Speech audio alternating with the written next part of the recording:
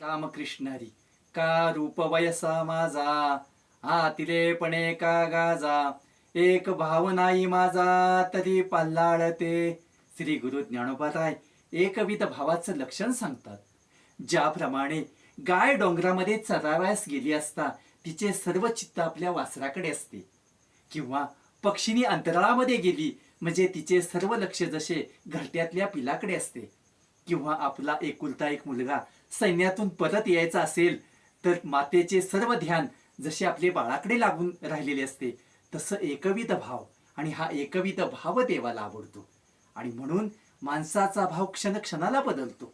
एक ग्रहस्थ उन्हाळ्याचे दिवस होते आणि 5 किलोमीटर चालत चालत चालत चालत आले. खूप तहान लागली होती. अंगातून घामाच्या धारा चालल्या होत्या. एका इमारतीच्या ओसरीला ते येऊन थांबले. अचानक खिडकी उघडली. खिडकीत एक ताई उभ्या होत्या. ताईंनी त्यांना पाहिलं आणि म्हणाले, माऊली, तुम्ही कुठून आलात? मी 5 किलोमीटर अंतरावरून आलो. तुम्हाला काय पाहिजे? अहो, काय पाहिजे म्हणून काय विचारता? माझ्या घामाच्या धारांचा लोट लागलाय, मला प्रचंड तहान लागली आहे.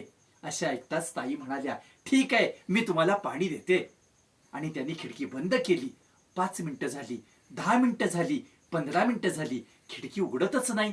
या ग्रस्तांच्या मनामध्ये भाव निर्माण झाला, काय ताई आहेत, मी काय यांना पाणी मागितले होते का? त्यांनी स्वतःहूनच सांगितले की पाणी देते म्हणून. माझी गरिबाची अशी चेष्टा का त्यांनी केली? द्यायचे नव्हते तर त्यांनी मला स्वतःहून का विचारले? 15 मिनिटांनंतर अचानक खिडकी उघडली आणि काय झालं? ताईंनी ग्लास आणला आणि थंडगार सरबत दिलं. ताई म्हणाल्या, तुम्ही एवढ्या लांबून आला आहात, मग तुम्हाला शुल्लक पाणी कशाला? थंडगार सरबतच करावा. म्हणून माझी 15 मिनिटं गेली. पुन्हा या ग्रस्ताच्या मनातला भाव बदलला. काय ताई, किती प्रेमळ आहेत, पाण्याऐवजी मला सरबत दिला. उदाहरणाचे तात्पर्य असं आहे की माणसाचा भाव प्रतिक्षणी बदलत असतो, पण एकविध भाव बदलत नसतो. म्हणून देवाला एकविध भाव आवडतो. तो भाव आपण समर्पित केला पाहिजे, असं ज्ञानोबा राय या ओवीतून तुम्हाला सांगतात. रामकृष्ण हरी.